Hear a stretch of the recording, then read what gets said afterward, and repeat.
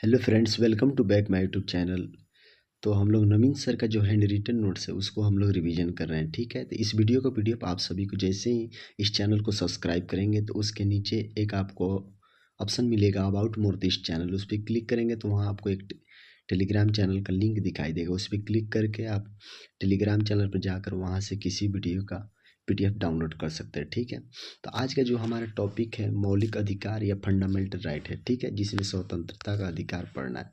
स्वतंत्रता का अधिकार आर्टिकल 19 से 22 तक में इसका वर्णन किया गया है। ठीक है, स्वतंत्रता का अधिकार में टोटल 3 आर्टिकल आते हैं, आर्टिकल 19, 20 और 21। ठीक है, मूल संविधान में स्वतंत्रता का अधिकार 7 था। ठीक है, जिसमें 44वें संविधान संशोधन 1978 से आर्टिकल 19 एक एफ में जो संपत्ति का अधिकार था उसे हटा दिया गया है। ठीक है, और अब भाग 12 में आर्टिकल 3 ए या क में एक कानूनी अधिकार में जोड़ा गया है। ठीक है, वर्तमान में स्वतंत्रता का अधिकार 6 है। ठीक है, क्योंकि एक 7 में से एक हटा दिया गया है। ठीक है, अब यहाँ पे नेक्स्ट पॉइंट देखिएगा, आर्टिकल 19 एक का एक क्या कहता है कि वाक एवं अभिव्यक्ति की स्वतंत्रता। ठीक है, यानी अपना विचार प्रकट करना और प्रसार करना। कोई व्यक्ति अपना विचार प्रकट और प्रसार कैसे कर सकता है, उसके लिए 3 तरीके बताए गए हैं, बोलकर, ठीक है, या लिखकर या संकेत के माध्यम से। ठीक है,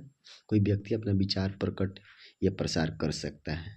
अब यहाँ पे नेक्स्ट पॉइंट देखिएगा, आर्टिकल 19 एक का एक क्या कहता है।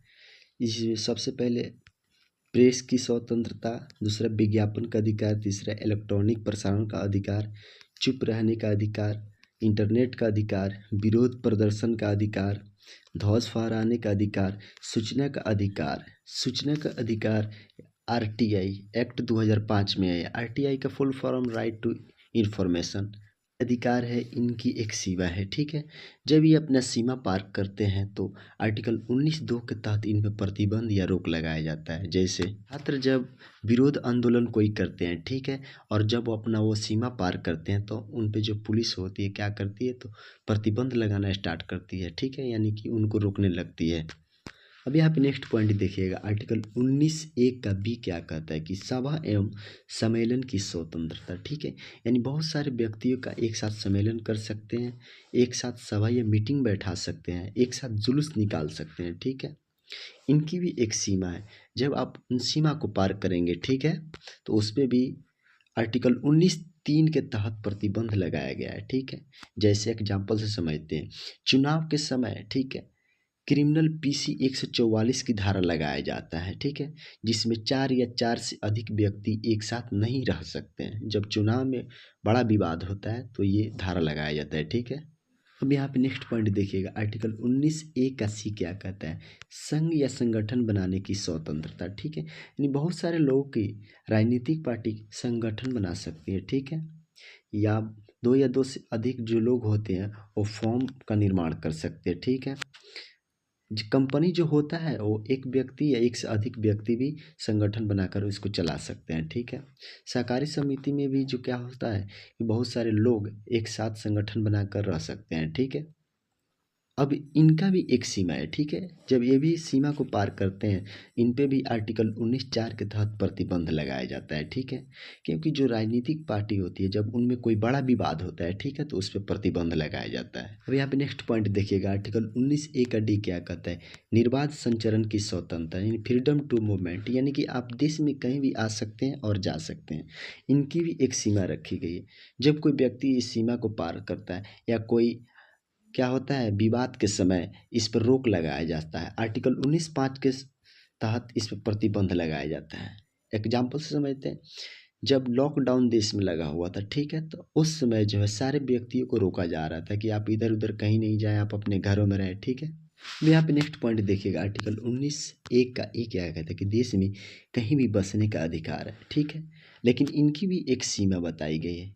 एक सीमा के तहत आर्टिकल 19(5) पे इन पे भी प्रतिबंध या रोक लगाया गया है। एग्जाम्पल से समझते हैं, जैसे अरुणाचल प्रदेश में एक ट्राइब रहती है, इन छोटी जनजाति रहती है। ठीक है, जिसमें टोटल 17 लोग रहते हैं। ठीक है, तो जैसे आप वहाँ पे जाइएगा रहने के लिए, बसने के लिए, तो जो ट्राइब रहती है जनजाति, उनको पता चलेगा कि आप उन पे हमला करने जा रहे हैं। ठीक है, तो वो आप पे हमला कर देंगे, इसलिए आपको वहाँ जाने के लिए रोका जाएगा। ठीक है, अब यहाँ पे नेक्स्ट पॉइंट देखिएगा, आर्टिकल 19A का जी क्या कहता है। जीविकोपार्जन हेतु कोई भी वृत्ति पेशा का अधिकार, यानी आप कोई भी पेशा ठीक है कर सकते हैं, लेकिन उनकी भी एक सीमा बताई गई है। ठीक है, उस सीमा के तहत आर्टिकल 19(6) के तहत प्रतिबंध या रोक लगाया जा सकता है। जैसे यदि आप शराब का व्यापार करते हैं, ठीक है, या कोई ऐसे चीज़ का व्यापार करते हैं जो देश में उसको विरोध बताया जाता है, तो उस पर आपको प्रतिबंध लगाया जा सकता है। ठीक है,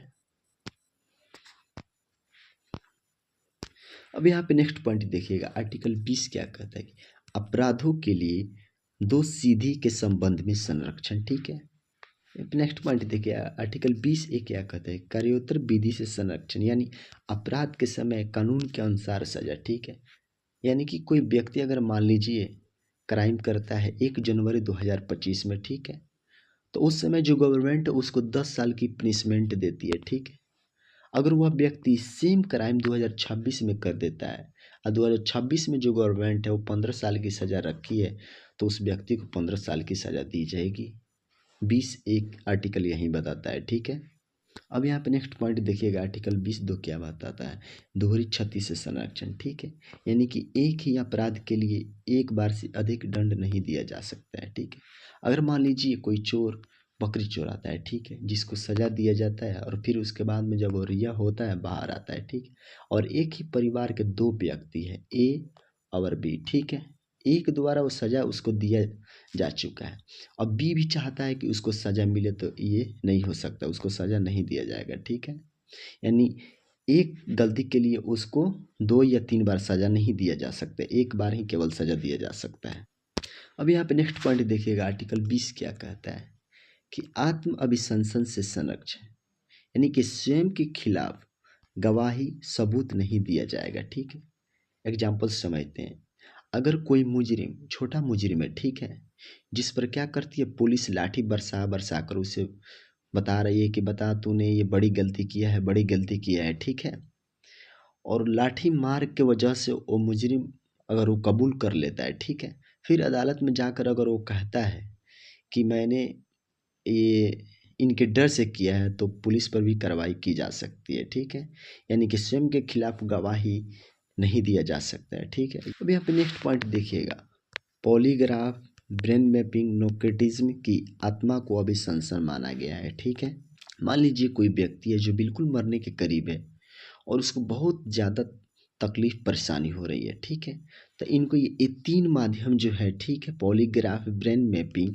नेकोटिज्म की अवस्था से उसको मुक्त कराया जा सकता है। ठीक है, यानी वो बचने वाला नहीं है, तो उसको मतलब ढील दिया जाएगा, जिससे वो क्या कर सकता है, वो आसानी से मर सके। ठीक है, ब्रेन मैपिंग जो यूएसए में, नेकोटिज्म का मतलब क्या होता है कि सोडियम पैंथोथोल एक दिया जाता है। ठीक है, जिससे व्यक्ति आसानी से क्या हो सके, उसका डेथ हो सके। ठीक है, अब ये सेल्फी वर्सेस कर्नाटक राज्य 2010 में इसको अपनाया गया। ठीक है, नेक्स्ट पॉइंट देखिएगा, DNA test, fingerprint, blood test को आत्मा अभिशंसन नहीं माना गया है। ठीक है, अब यहाँ पे नेक्स्ट पॉइंट देखिएगा, आर्टिकल 21 क्या कहता है कि प्राण एवं दैहिक स्वतंत्रता। ठीक है, ए के गोपाल वर्सेस मद्रास स्टेट 1950 में आया। ठीक है, जिसमें ए के गोपाल को क्या होता है कि मद्रास जेल में डाल दिया जाता है 1950 में। ठीक है, और इनका जो है जीने का अधिकार छीन लिया जाता है, तो सुप्रीम कोर्ट ने जीवन का अधिकार को सीमित व्याख्या किया है। ठीक है, उतना आपको मिला है। ठीक है, तो उसके लिए ए के गोपाल ने विरोध करते हैं। ठीक है, निवारक निरोध अधिनियम 1950 में। ठीक है, और ये बताते हैं कि आर्टिकल 19(1) का उल्लंघन नहीं करता है। ठीक है, यानी कि यह इनका जो जीवन का अधिकार है आर्टिकल 19(1) का उल्लंघन नहीं करता है, इसके लिए बता रहे हैं। ठीक है, अभी आप नेक्स्ट पॉइंट देखिएगा, Maneka Gandhi versus Union of India 1978 में आता है, जिसमें जीवन के अधिकार की विस्तृत व्याख्या किया गया है। ठीक है, जीवन की विस्तृत व्याख्या में जैसे निःशुल्क कानूनी की सहायता, सतत विकास, आजीविका का अवसर, मां बनने का अधिकार, शांति का अधिकार, सार्वजनिक धूम्रपान के विरोध का अधिकार, मनपसंद विवाह का अधिकार, हथकड़ी के विरोध, सार्वजनिक फांसी के विरोध, साफ पानी, स्वच्छ पर्यावरण का अधिकार, निजात का अधिकार, सोने का अधिकार, चिकित्सा का अधिकार, विदेश घूमने का अधिकार, ये सब अधिकार एक व्यक्ति को जीवन विस्तृत करने के लिए दिया जाएगा। ठीक है, पॉइंट देखिएगा 1987 में श्रीपति दुबल वर्सेस महाराष्ट्र आता है, जिसमें बताया जाता है जीने का अधिकार में मरने का अधिकार शामिल है। ठीक है। उसके बाद में 1994 में पी राताराम बनाम भारत संघ आता है, जिसमें जीने का अधिकार में मरने का अधिकार शामिल नहीं है, यह बताया जाता है। ठीक है। उसके बाद में यहाँ पे देखिएगा MHCA 2017 में आता है। MHCA का full form mental health care act. आत्महत्या का प्रयास वह अपराध नहीं है। ठीक है। यह बताया गया है BNS में, यानी कि भारतीय न्याय संहिता में, जो 2017 में लागू हुआ, उसमें यह बताया गया है कि यह अपराध नहीं है। ठीक है। अब यहाँ पे नेक्स्ट पॉइंट देखिएगा यूथनेशिया के बारे में बताया गया है, जिसमें दया की मृत्यु, इच्छा की मृत्यु की बात बताई गई है। ठीक है। इसमें इंथोनेशिया को दो भागों में बांटा गया है, एक एक्टिव इंथोनेशिया, दूसरा पैसिव इंथोनेशिया। एक्टिव इंथोनेशिया में जब कोई व्यक्ति बिल्कुल मरने के स्टेज पर है, उसको ज़्यादा कष्ट हो रहा है, ठीक है, तो उसको एक इंजेक्शन दे दिया जाता है जिससे वो आसानी से मर सके। ठीक है। पैसिव इंथोनेशिया में जो व्यक्ति का जो सपोर्ट सिस्टम होता है उसको हटा दिया जाता है, जैसे वेंटिलेटर, जिससे वो ऑक्सीजन लेता है, ठीक है, जिससे वो व्यक्ति आसानी से मर सके। ठीक है। भारत में पैसिव इंथोनेशिया है। ठीक है। 2001 में नीदरलैंड में सबसे पहले ये पैसिव और एक्टिव इंथोनेशिया अपनाई गई थी। ठीक है। उसके बाद में USA में, फिर बेल्जियम में, फिर इंग्लैंड में अपनाया गया। ठीक है। अब यहाँ पे नेक्स्ट पॉइंट देखिएगा, अरुणा शानबाग 1973 में, ठीक है, जो कि एक नर्स है, जो कि दिल्ली में एक क्लिनिक में ये काम करती है। ठीक है। तो वहाँ एक ललन शाह व्यक्ति जो है इनको रेप बहुत बुरे तरीके से कर देता है। ठीक है। तो क्या होता है, 1973 से 2015 के बीच के दौरान बिल्कुल कोमावस्था में चली जाती हैं। ठीक है। उसके बाद में इनको क्या कर दिया जाता है, सुप्रीम कोर्ट से सहायता लेकर इनको बिल्कुल ढील दिया जाता है, जिसके कारण इनकी डेथ हो जाती है। ठीक है। अब यहाँ पे नेक्स्ट पॉइंट देखिएगा, नवतेज सिंह जौहर केस 2018 में आया। ठीक है।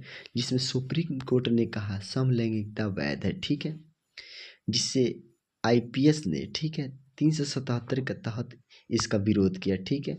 जिसको रद्द कर दिया गया। ठीक है। समलैंगिकता का मतलब ये होता है कि जैसे लड़का लड़का से प्यार कर सकता है, लड़की लड़की से प्यार कर सकती है, और इसको वैध माना गया। ठीक है। अभी आप नेक्स्ट पॉइंट देखिएगा, जोसेफ साइन 2018 आता है, जिसमें बात बताया जाता है कि वैवाहिक विचार विभोतर संबंध वैध है। ठीक है। यानी कि कोई जो पुरुष है जो विवाहित है, ठीक है, उसको ये छूट दिया जा रहा है कि वो अन्य स्त्री से भी संबंध बना सकता है और जिसको वैध माना जाएगा। लेकिन वहीं पे IPS 497 इसको अवैध मान रही थी, जिसको रद्द कर दिया गया है और इसको वैध माना गया है। ठीक है। अब नेक्स्ट पॉइंट देखिएगा, आर्टिकल 21A क्या बताता है, शिक्षा का अधिकार, जो कि महन जैन वर्सेस कर्नाटक राज्य 1992 में यह आया। ठीक है। जिसे 2002 में 86वां संविधान संशोधन 2002 में आर्टिकल 21A के तहत जोड़ा गया है, जिसमें 6 से 14 वर्ष के बच्चों की शिक्षा देने की प्रावधान बताई गई है। ठीक है। RTE, right to education act, यानी शिक्षा का अधिकार अधिनियम 2009 में आया। ठीक है। RTE यानी राइट टू एजुकेशन एक्ट लागू 1 अप्रैल 2010 में इसको लागू कर दिया गया। ठीक है।